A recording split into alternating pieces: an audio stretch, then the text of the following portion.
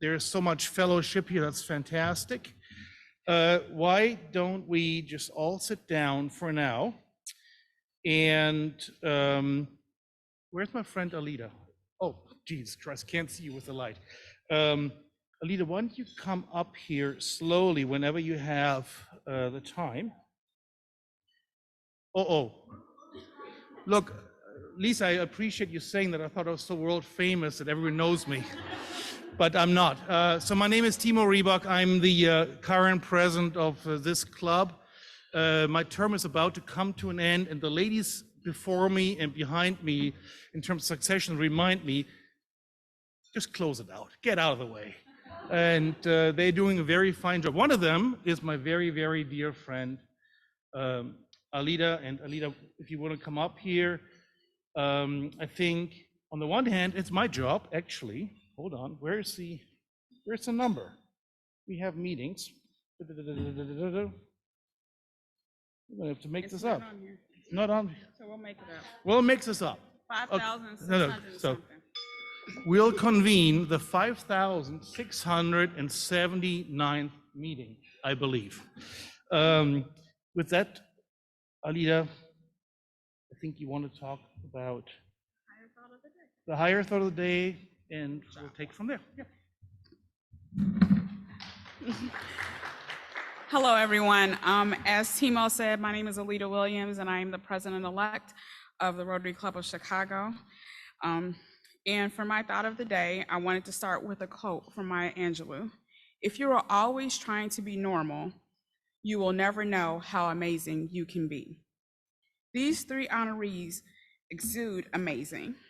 From Alina sending $27 million in medical supplies, Cassandra helping trafficked survivors, to Susanna being the youngest member of the 92nd Illinois General Assembly.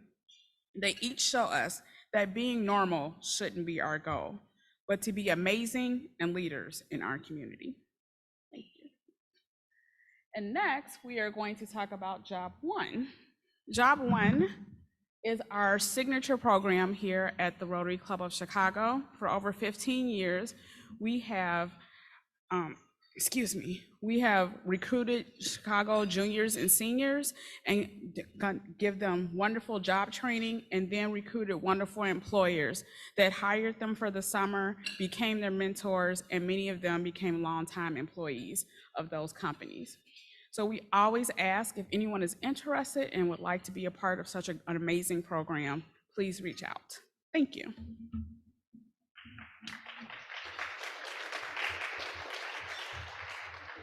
And with that, kick off the salads. Let's get the lunch started, and we'll be. Lisa doesn't come up here. See, I told you they're taking over. I've got an agenda, but everybody ignores that. So we got to keep him in line. Thank you so much, everybody, for being here today. It is just so wonderful to have you all here. Thank you for taking the time to join us on this very special day. This whole shebang, and I'm talking about Rotary, for those of you who don't know, got started 118 years ago, just a few blocks from here at the corner of Randolph and Dearborn. In fact, if you walk over there, you're going to see a plaque somewhere in the sidewalk near that block identifying it. So here we are, just 118 years later and a few blocks away. And we're in our 10th annual Chicago Woman of the Year. 10 years, or actually, I guess it was 11 years. Yeah, thank you. We decided to 11 years ago, because we started this in 2013, we skipped 2020, as did everybody. We were hanging around and wondering, what should we do? And we decided that given that we're the world's first service club, that we were in a really great position to honor people. And at that time, we decided that we would like to focus on women. Not only were there some great women events going around in the city, and we wanted to be part of that, but we also wanted to highlight that this longtime organization has had women in it for not long enough, but a good long time. And now what are we? How many members do we have worldwide? 32,000 worldwide. No, that's 32,000 clubs. Yeah, a couple of million. And it started right here in Chicago. It is a privilege to be able to honor Olena Gordon, Cassandra Ma, and Susanna Mendoza today. And you've got a program in front of you, and later on, you're going to hear more about them and from them.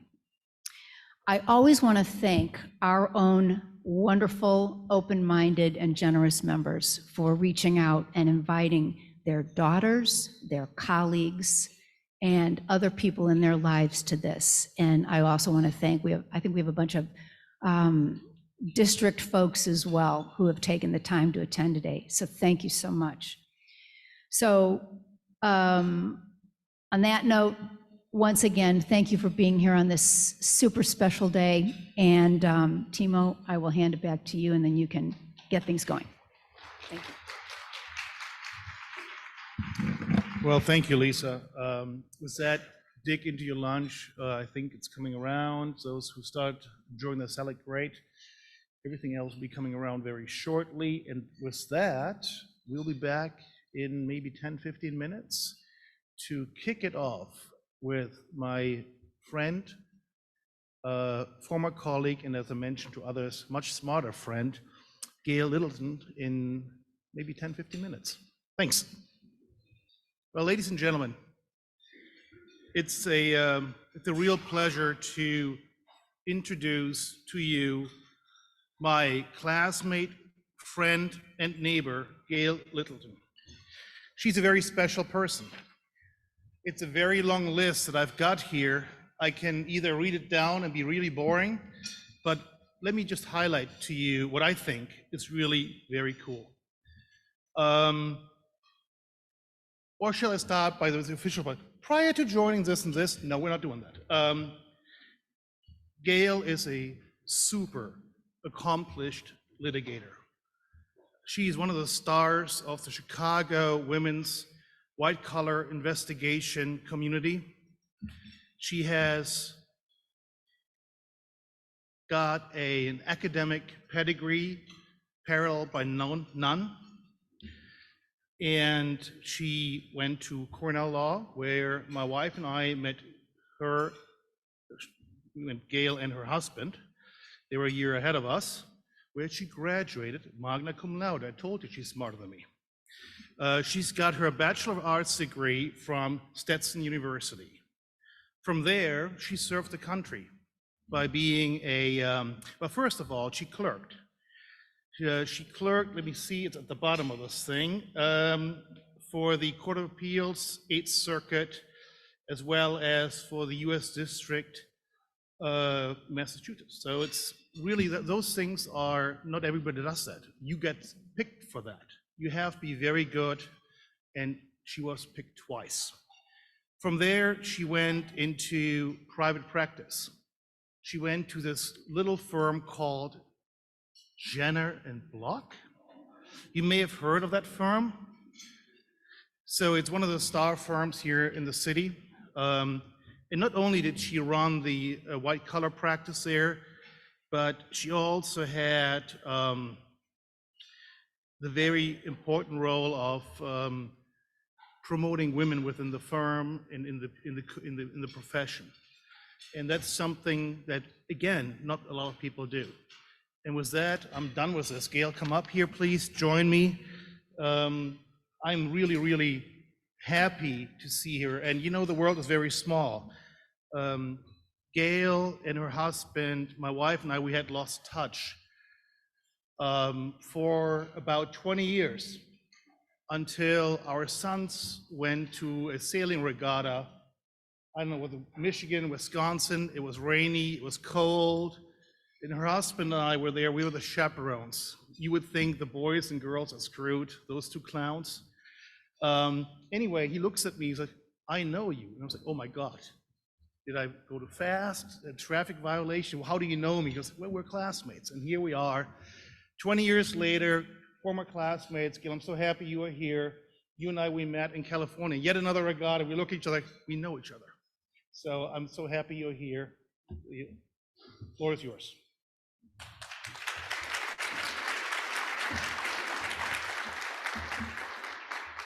Thank you, Timo. It is always nice to reconnect with old friends and classmates. So first, thank you all for having me. Let me say congratulations to this year's honorees. Each of you have done amazing work in our city and our communities, and I think I speak for all of us that we are grateful for that work. It's a privilege for me to be here today with all of you. I also want to introduce someone to you. My guest, Lavita Goodwin, you can raise your hand. Lavita works at Exelon with me. Exelon, as you all may know, is the largest energy delivery company in the United States by customer, and we own 6 utilities, including Commonwealth Edison.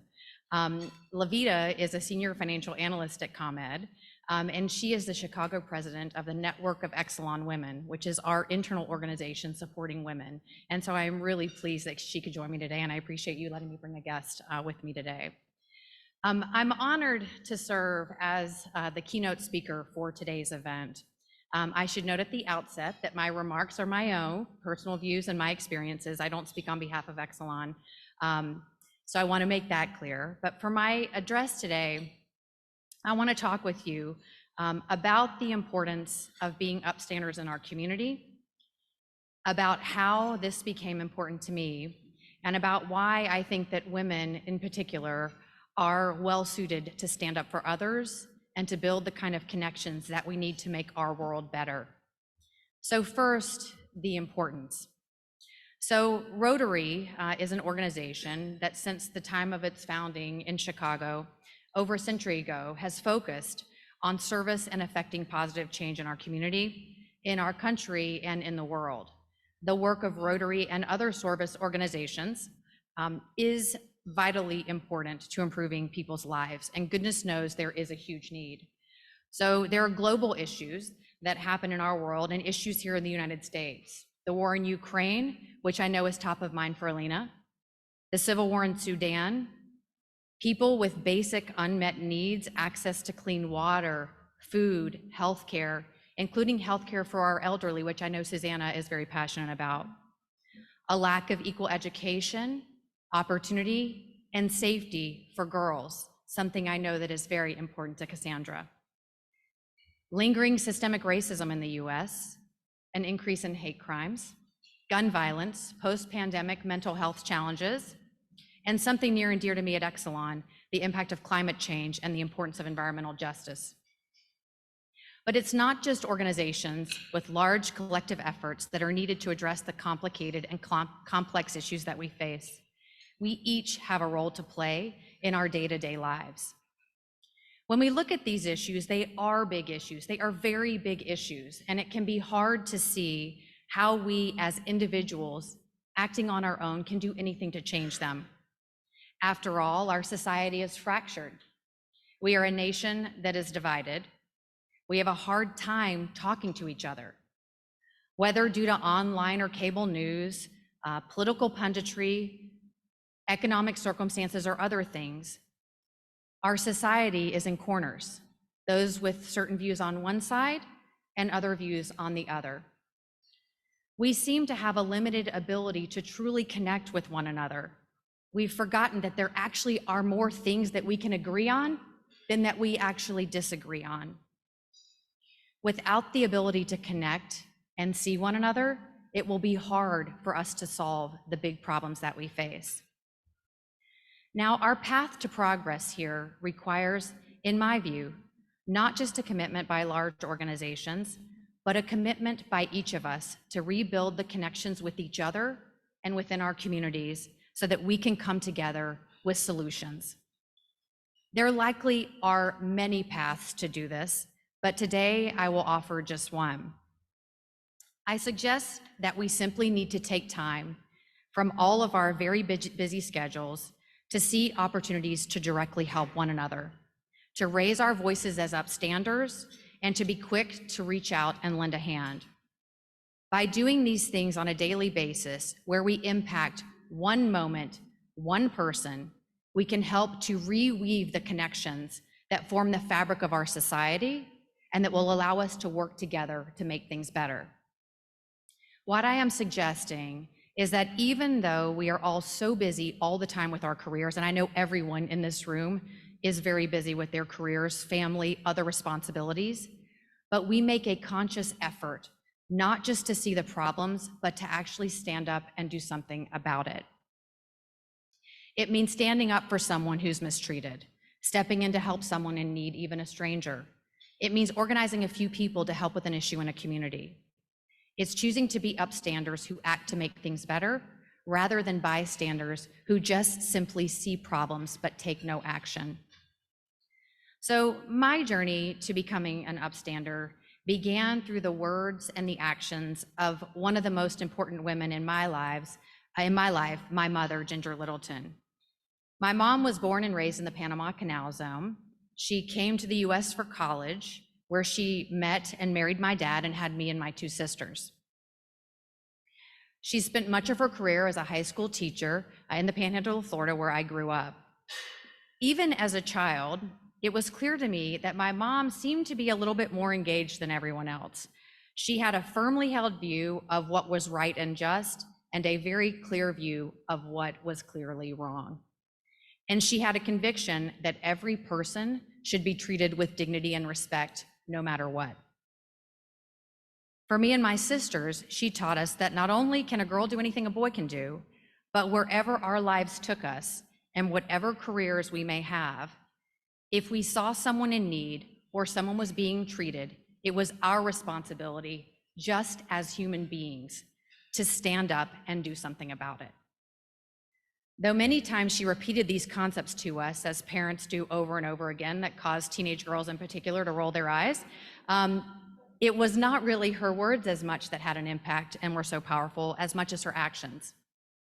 So when her students had no books at home, she went to the used bookstore, bought some, and sent them home in backpacks. When one of her high school students was in foster care and struggling, my mom worked with her, brought her food, took her calls most weeknights on our only landline phone, which for teenage girls was very challenging. She supported her through school. She helped her after she got out of high school. And this woman today has a successful job and is someone that my mom continues to work with. In the mid-1980s, when there was an effort to ban books in the local school district where my mom worked, yes, the very same debate that we are having today in many school districts across this country, my mom worked. She was very worried about the impact that banning books could have on her students and their education. So she worked with other teachers and community leaders in opposition and defeated the effort. Again, this was the mid-1980s. She saw a depressed area of economic development. She got together with some of our neighbors and she started an annual festival there. And for 20 years that's been running, and economic development has come to that community in part because of that annual event that happens every year. She saw a lack of science-based educational opportunities in under-resourced communities.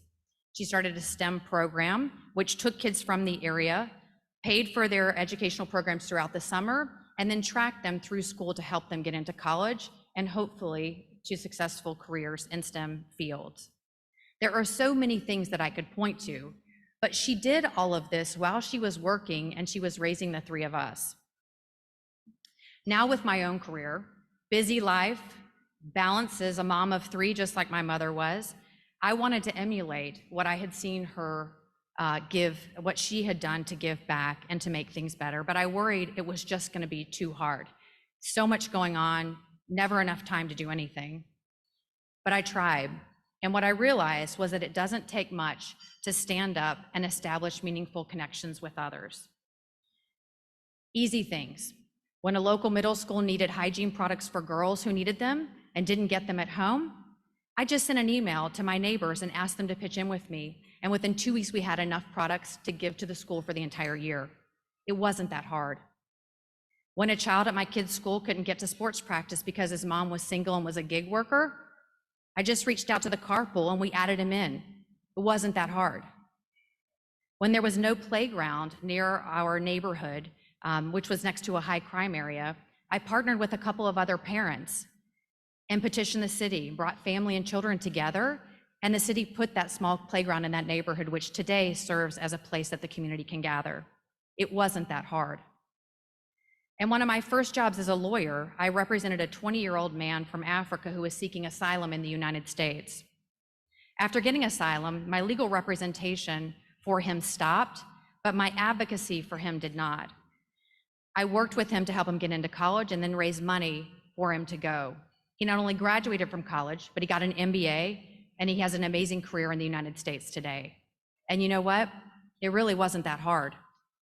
So in light of the disconnection that we all face in our society today, it's these small acts that are not that hard that connect us to one another.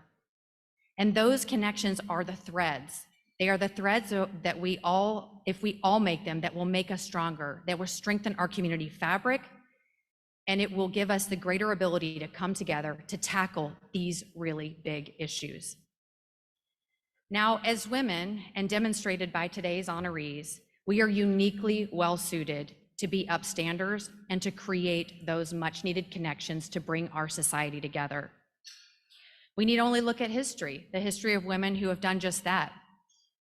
Harriet Tubman and her work on the Underground Railroad, Elizabeth Cady Stanton and her fight for the right to vote for women, Rosa Parks, who refused to give up her seat on the bus, Eleanor Roosevelt and her focus on civil rights, Dolores Huerta, an American labor leader, Ellen DeGeneres and her work for the LGBTQ community, and Ruth Bader Ginsburg, who fought for women's rights. These are just to name a few. I have no doubt that this room is filled with women who are upstanders in our community.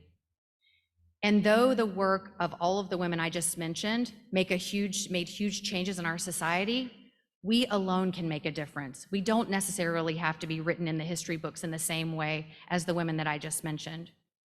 We as women have the ability to truly see people, to recognize when someone is in need.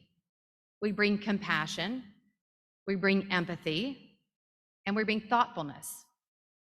But we also bring a willingness to work hard for change and a persistence that allows us not to take no for an answer. We bring a fierceness to want to protect and help those in need. We let our mama bears come out. And all of these traits are what we need right now at this time. It's what we need to bring us back together. As Eleanor Roosevelt said, women, whether subtly or vociferously, have always been a tremendous power in the destiny of the world. We need women right now. We need you. We need your voice, and we need your action. We need you to reconnect us to each other. Please take the time to see these opportunities and to seize on them to make our world better. It's just not that hard. Thank you.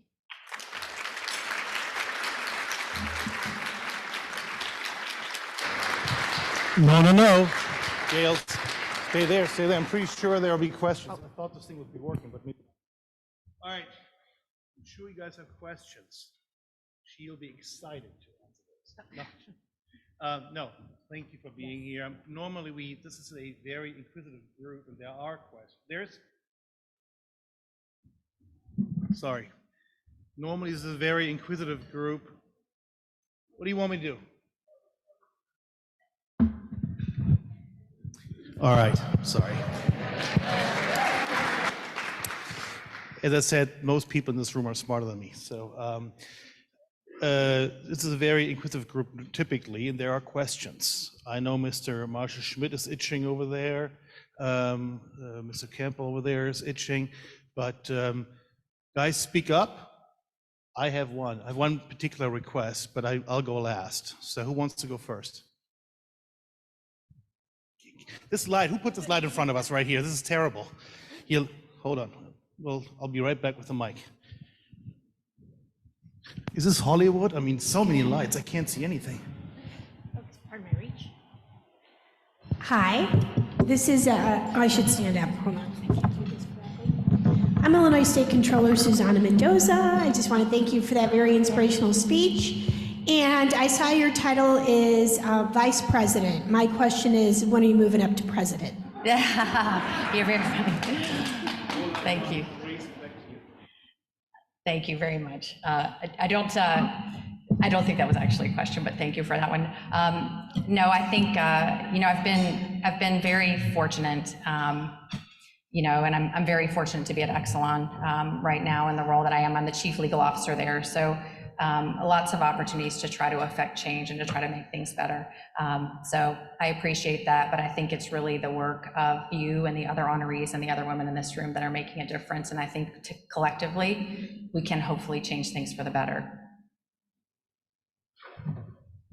Lisa. I think this one's on too. I can keep this one. Yeah. Gayle, I also want to thank you for the very inspirational talk. Thank you so much. And I wanted to ask you, in your role at Exelon, what have been some of the greatest challenges that you've encountered?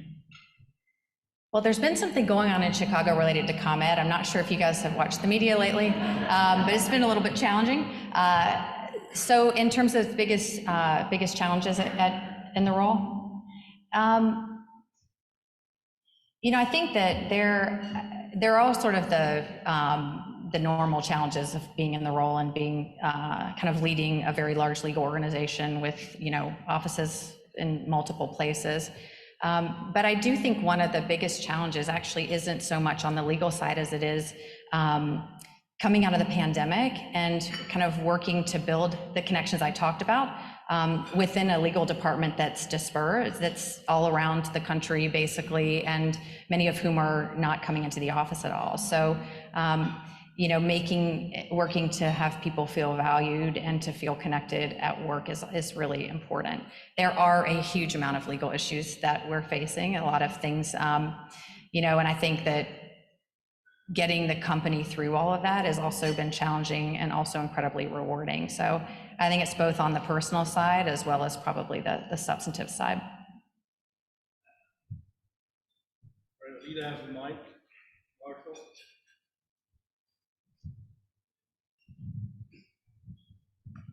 So following up on that, coming out of the pandemic and given the divided political environment in which we live, it's very, very difficult to build relationships. What can Rotary do in working with companies like Exelon to rebuild those connections and really recapture the personal connections that make what Rotary does so important in this world? Mm-hmm. I think that's a great question. So, one of the things that is part of sort of the core value at Exelon is service and involvement in our communities. It's just fundamental to everything that we do.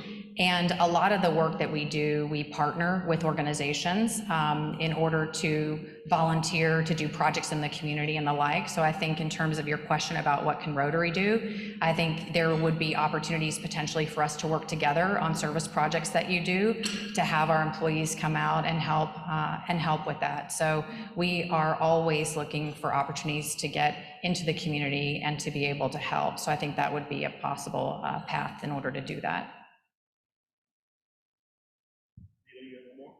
One more question? This will be our last question. No? Okay. Well, there's our, before I get criticized again, there's our opportunity right there. Alita, our president-elect, is running our Job 1 program. If we can place 1, maybe 2 or 3 students with you guys, that'd be fantastic. It's a modest ask, but it's my job to ask. Gayle, thank you for being here. Really appreciate it. I wanted to give you this as a small token of our appreciation. Drink as much coffee, tea, or whatever you drink, but every time you use the cup, look at it and then make sure slowly the Rotary's wheel is sinking in, and you and the organization, your execs, say, come and join us, and you're part of our family. I really want to thank you for being here.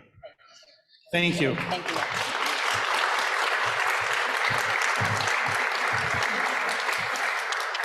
And Lisa, I think this is the point in time when you're coming up. This is the time, We're both up here. Okay, great. Could I, thank you, and I just wanted to add, Gayle, breaking it down into the what individuals can do step by step. That is so key. That was inspiring to me, and I want to thank you again. Could I ask our honorees and the Rotarian who's introducing them to please come forward and have a seat here on the dais? Give them a minute to get up here.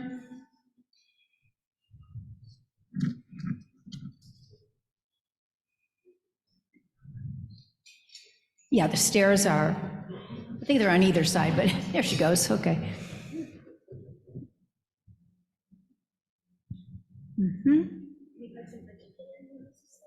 You can just sit anywhere up here is fine. And we need okay. Nellie, are you coming up here also? Yeah, come on up.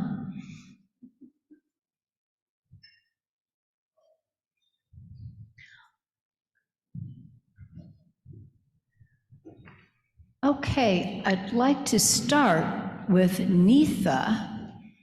Come on down, Neetha, and she is going to introduce Alina. Thank you, Lisa. I'm really honored to be introducing Alina, Dr. Alina Gordon, who we had an opportunity to do a project with earlier this year, or even last year, as part of the International Services Committee.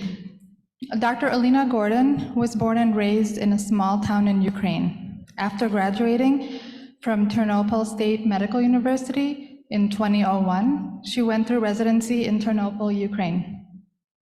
Shortly afterwards, she immigrated to the United States with a 2-year-old daughter. The daughter who's here today? No.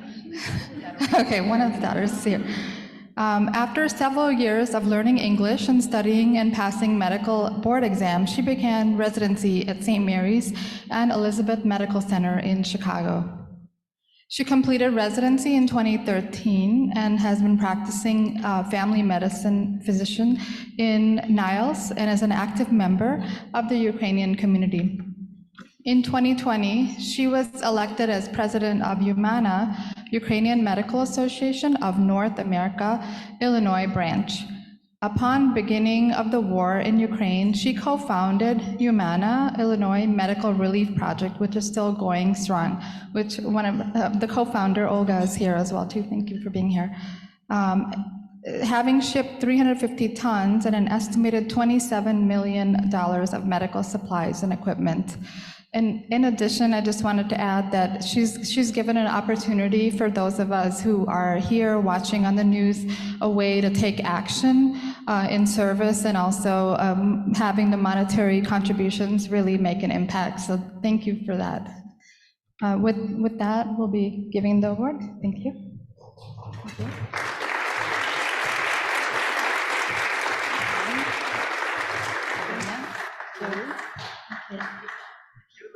Okay. That is a light. Great. Thank you.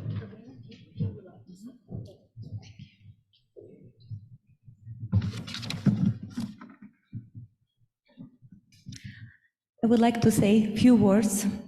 I want to express my deep gratitude to Rotary Club of Chicago for choosing me as one of Chicago Women of the Year, and I'm very honored to be here and very honored to share my story.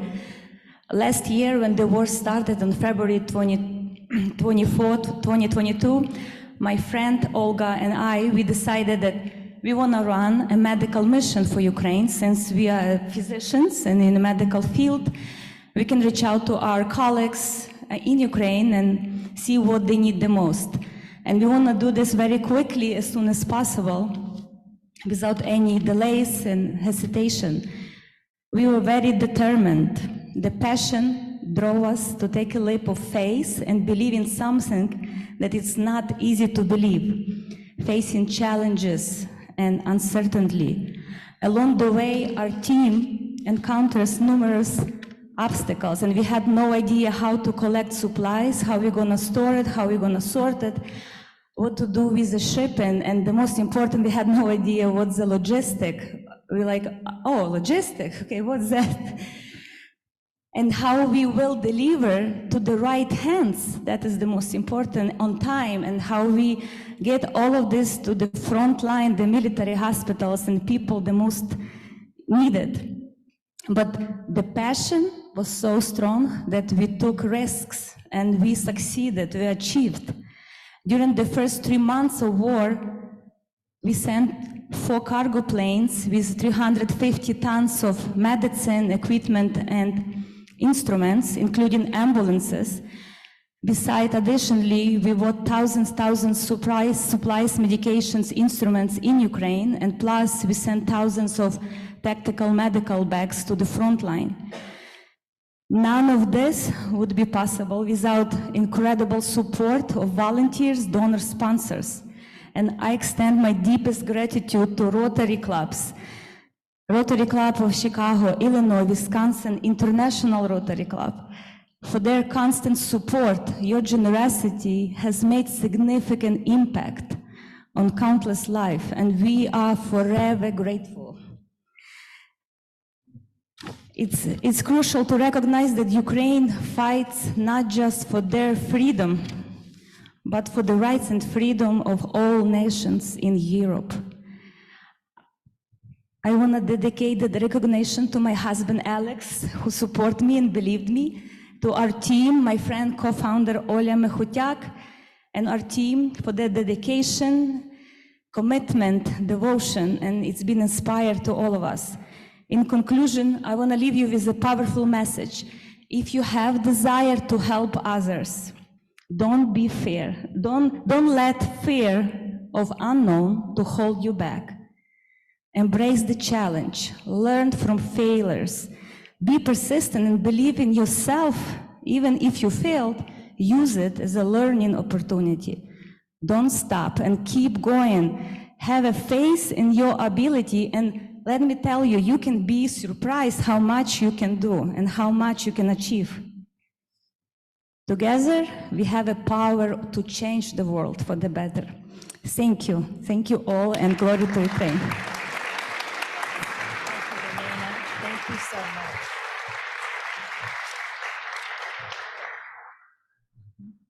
Sarah, want to come on down?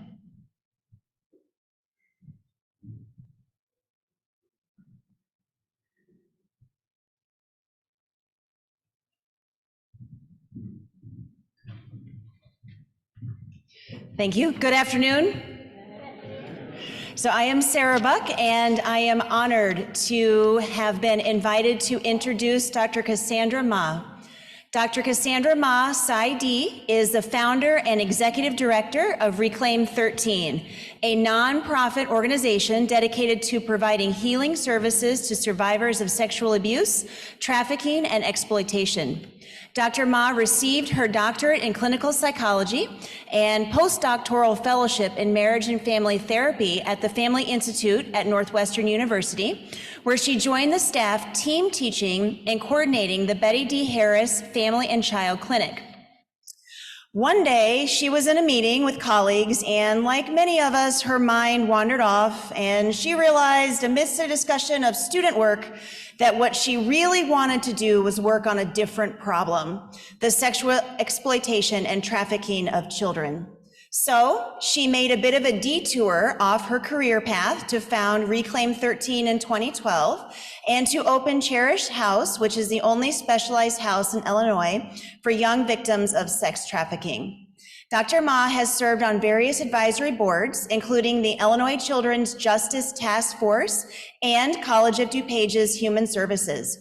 In 2017, Dr. Ma and Reclaim 13 were recognized by the Office of the U.S. Attorneys for the Northern District of Illinois for their work with victims of sex trafficking. She has been recognized by the Illinois Department of Children and Family Services for her compassion, dedication, and commitment to the children and families of Illinois. And now she can add being recognized by the Rotary Club of Chicago as a 2023 Woman of the Year. Congratulations.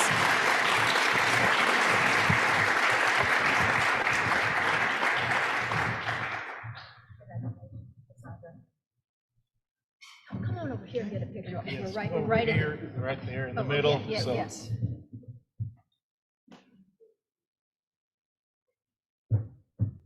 All right.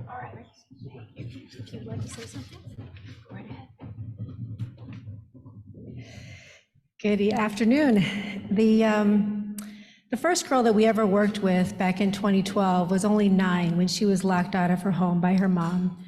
And she found herself on the streets of Chicago alone with no way to gain safety, shelter, food, anything. And so it's not surprising that when the man who came up to her to offer her McDonald's, she took up his offer. He was the one who became her hero. He was also her first trafficker. Since then, at that point in time, we didn't have all the services that we now have to be able to offer children who are escaping dangerous situations. Many of the children that we work with have come from all around the state as well as all around the nation to the services that we provide that are one of a kind. Most of them have had experiences of trafficking right here in Chicago. Chicago is reportedly among the fifth in the nation for kids who are being trafficked. Reclaim 13 stands against the abuse, exploitation, and trafficking of children. But more important than what we stand against is what we stand for. In a world with so much hurt, we work towards a world where all children can grow up feeling safe and loved. For those who have been abused, exploited, and trafficked, we fight for a world where children can learn that there is a different story than the one that they have been told. The story that adults are the bad guys in the narrative. Since our beginning, Rotary has been a part of our story of what a compassionate community can do. From the very first awareness presentation that we did, with the Rotary Club of Westmont, to many other Rotary clubs that allowed us to share our dreams for safe places for kids, to the Rotary Club of Naperville, who partnered with us to create The Path, a video depicting the problem of sexual exploitation and sex trafficking in an effort to prevent children from becoming ensnared. And now to you, the Rotary Club of Chicago. On behalf of Reclaim 13, our entire community, many of whom are here, my family, to whom this award truly belongs, we are humbled and grateful to the Rotary Club of Chicago and for the beautiful vision of service above self. We have a saying at Reclaim 13 that love is greater than fear. The fear that comes with abuse and exploitation is great, but there is a more powerful force. The most powerful force on earth is that which we can all embody, and that is God's love. Thank you for allowing us to be a part of your compassion and action, and thank you for being a part of our story to abused and exploited children everywhere, that there are indeed people in the world who are working to create a more compassionate world. Thank you. Let's have Reclaim 13 stand for a moment. Thanks for being here. Appreciate it.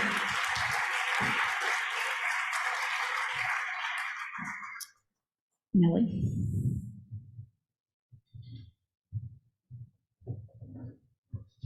Good afternoon, everyone. My name is Nellie Vasquez-Roland, Rotary One member, and I am just so inspired by all of our honorees and our speakers today. I want to thank you, Lisa and Timo, for putting on another magnificent event. Help me in giving them a hand.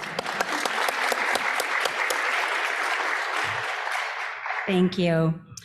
Today, it gives me great pleasure to introduce my dear friend and our controller for the state of Illinois, Susana Mendoza.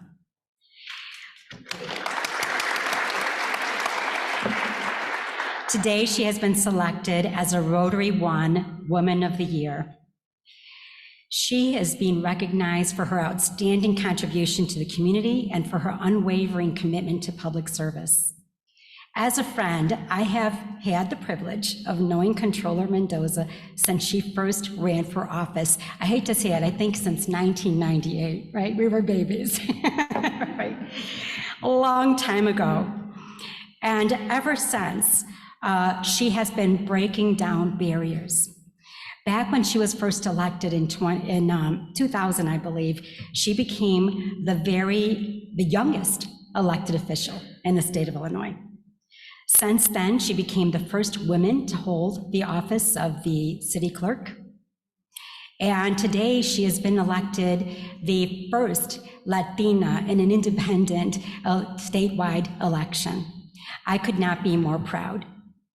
She is a person of great integrity, compassion, and dedication.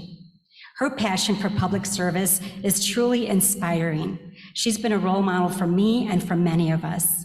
Her tireless efforts to improve the lives of people she serves have earned her respect and admiration, not just from her peers, but from the community at large, evidenced by the fact that she became the #1 vote getter in this election, meaning she actually won bipartisan support, which is quite a feat in the state of Illinois. As an elected official, Susana Mendoza has worked tirelessly to promote transparency, accountability, and efficiency in government. She's been instrumental in implementing policies and programs that have improved the lives of countless people. Her financial acumen and expertise have been invaluable in ensuring public funds are used judiciously and effectively, also evidenced by over 8 credit upgrades for our state since she took office. Her dedication to public services is matched only by her commitment for empowering other women. She truly is a champion for women. She's been a vocal advocate for women and has worked tirelessly to open doors and break down barriers to help us all reach our full potential. It is no surprise that when we nominated Controller Mendoza for Woman of the Year, that we all agreed she truly is deserving of what it means to be a Woman of the Year. Her achievements are a testament to her hard work and dedication to making a difference in the lives of others. I am proud to call her my friend and honored to introduce her to you all today. Please join me in welcoming and congratulating our Controller, Susana Mendoza.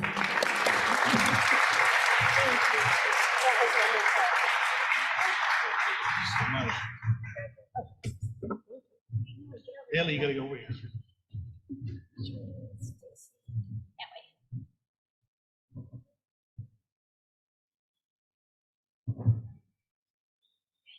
Thank you. Sure.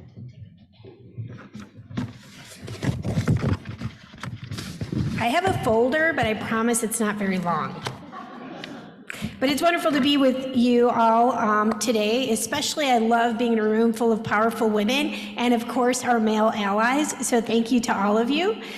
I want to thank Nellie for that amazing introduction. And for those of you who know Nellie, you'll know that I only speak the truth when I say that Nellie's heart is so big, just so big. And I truly appreciate and am inspired by you, Nellie, all the time.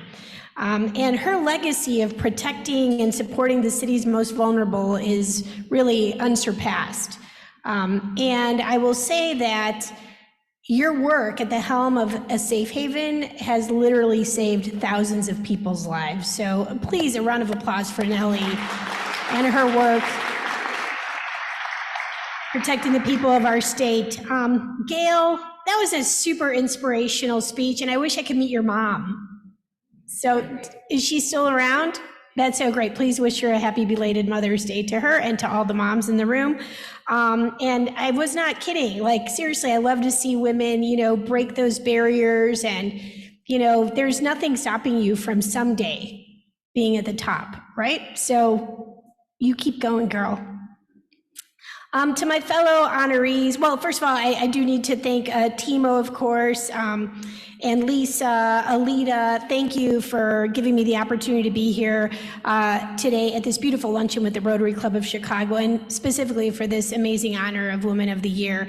And to my fellow honorees, Olina and Cassandra, I am seriously humbled to be recognized with you today. You women are amazing and literally are changing the world. So thank you so much for what you do. And I also appreciate that now I know you.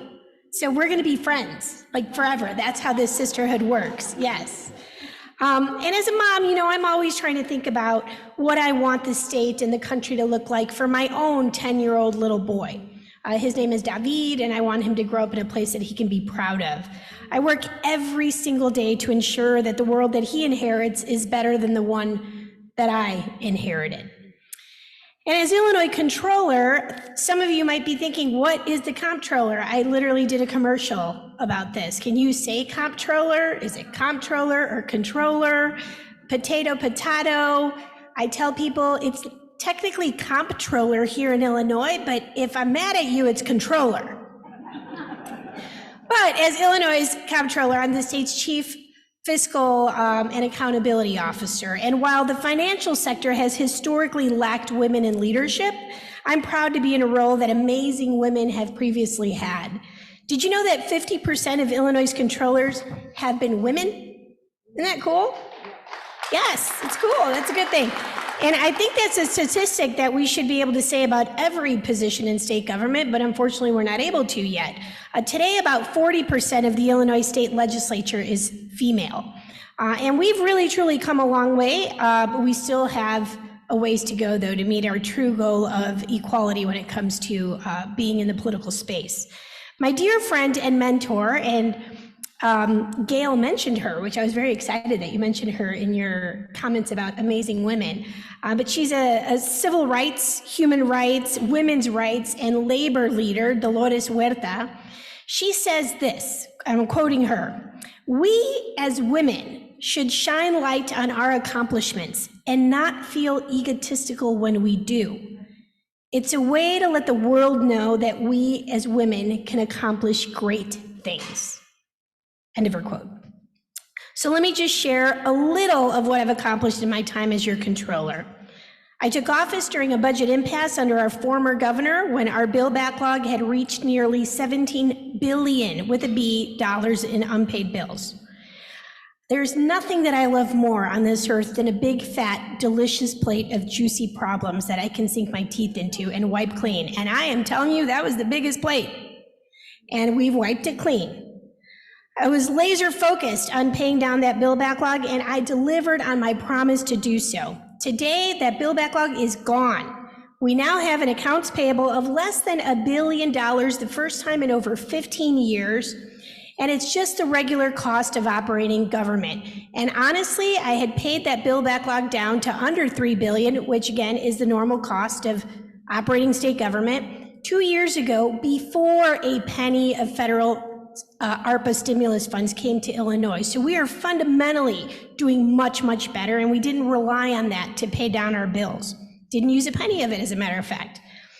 Back in 2017, our rainy day fund, the state savings account, had less than $60,000 in it. There's more money than that in this room. Less than $60,000 in it, not enough to run government operations for even 30 seconds.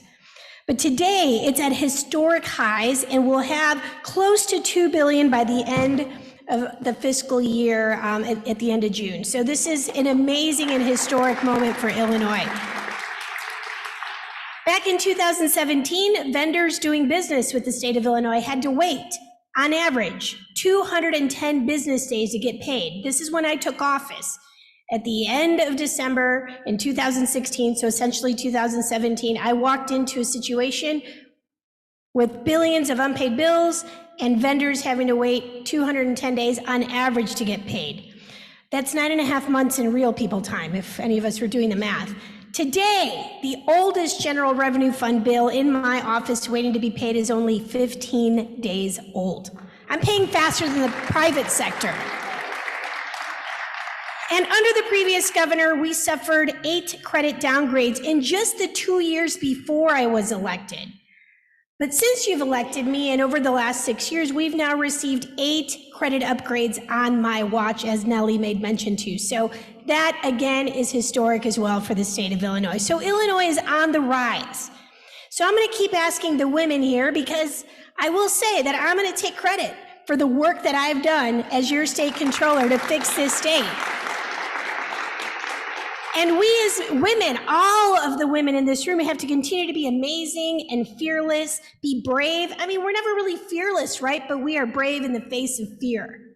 And that is something that is in our DNA. So keep being amazing, keep being bold, keep being brave, keep being leaders, because when women lead, amazing things happen. Thank you so much for this award, and thank you to the Rotary Club and Nellie for nominating me. It's truly an honor to be among so many amazing women, so many amazing speakers, our honorees, and thank you to the Rotary Club for your service to the state, along with those who are honored today. Thank you, and God bless you. So fun to be with you all today.